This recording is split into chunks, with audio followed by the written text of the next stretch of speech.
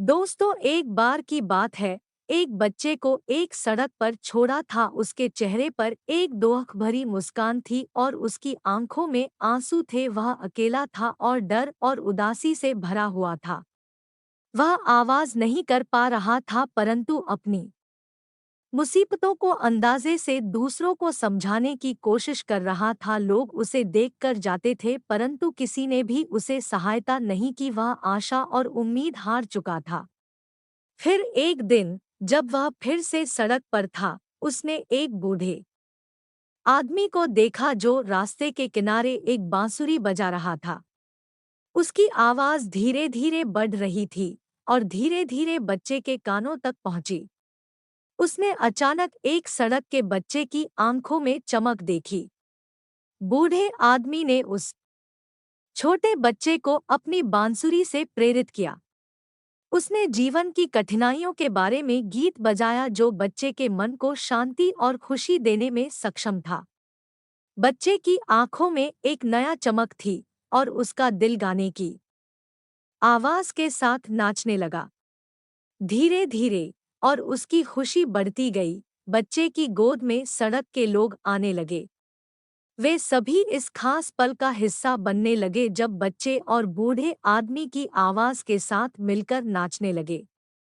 बच्चे को डोट लगा कि वह अकेला नहीं है और इसके साथ ही उसका दुख और उदासी भी कम हो रही थी। बच्चे ने समझा कि उसे अपने भविष्य की ओर आगे बढ़ना है। वह बूढ़े आदमी के प्रभावशाली संगीत से प्रेरित होकर अपने सपनों की पूर्ति करने के लिए अपनी शक्ति का उपयोग कर सकता है।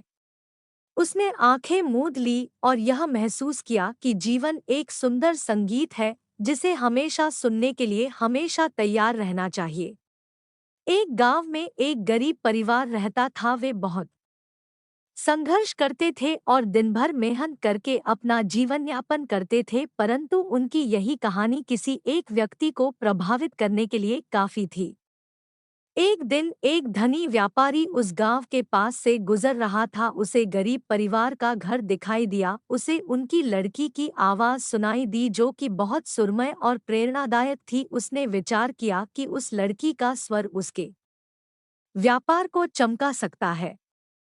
व्यापारी ने उस घर में जाकर उस लड़की को देखा और उसे अपने साथ ले जाने का प्रस्ताव दिया। लड़की और उसका परिवार चकित रह गए क्योंकि यह उनके लिए अप्रत्याशित संदिग्ध था, परंतु उस लड़की ने व्यापारी से पूछा, क्या मैं अपने परिवार के साथ वापस आ सकती हूँ? यह सुनकर व्यापारी थोड़ा समय चिंतित रहा, परंतु फिर उसने उस लड़की के सवाल को समझा और एक साथ वापस जाने की अनुमति दी। जब उन्होंने अपने घर पहुंचा, उसने अपने साथ लाए गए लोगों के सामरिक योगदान को देखा।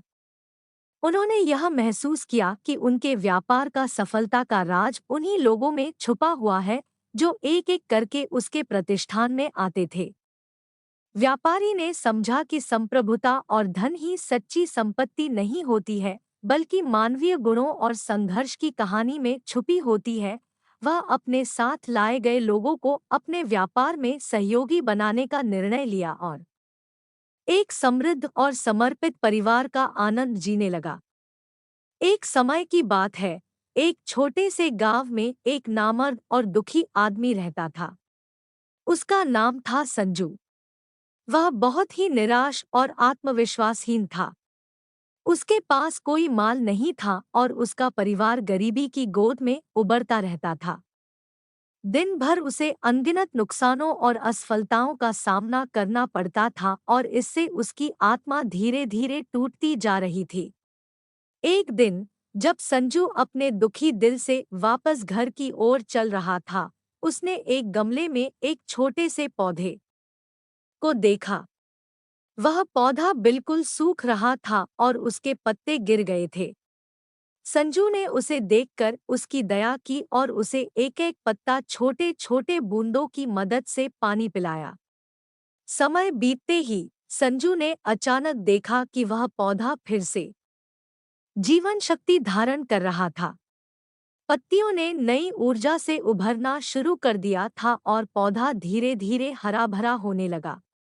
संजू ने आश्चर्यचकित होकर देखा कि उसकी छोटी सी मेहनत ने एक नया जीवन उजागर किया था। इस घटना ने उसके मन में कुछ बदलता हुआ महसूस किया।